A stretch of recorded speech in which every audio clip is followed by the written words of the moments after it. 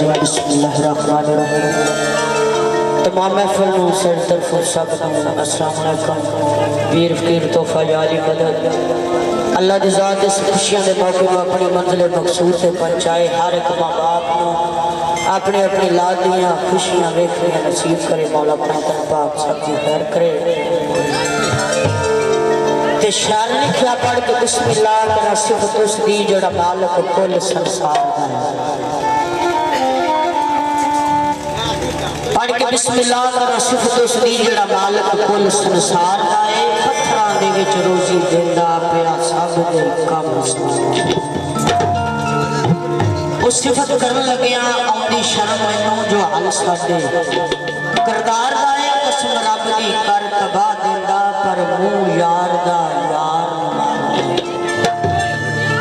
تے کون کسے غلام دا قسمت لیاوے ڈور. دانا پانی اپنا ہاتھ قادر دے ڈور. او گلاں کرنیاں سوکھیاں مردا اوکھے پالنے ڈور. آغاز کرتے ہیں تاجدار مدینہ محمد مصطفیٰ صلی اللہ علیہ وسلم.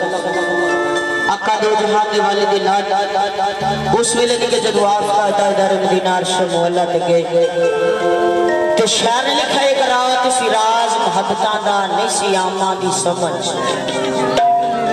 آن والا صدیہ طالب تے پہنچ مطلوب گیا جبریل سی صادق.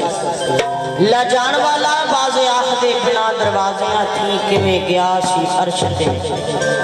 جان والا امبر عقل کی دخل تھے جانے جان والا یا لجان والا.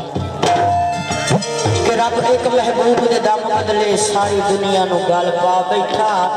ایسا یار دا دیش پسند آیا اپنا گھر بھی اتھے ہی بنا بیٹھا. پورا ملائکہ سرکار دے رستے وچ کھڑیاں سرکار دا استقبال کرنیاں نے. لینا دینا برات دا جگ جیندیاں دے میلے دماں دا وسا کو نہیں قابل ہو.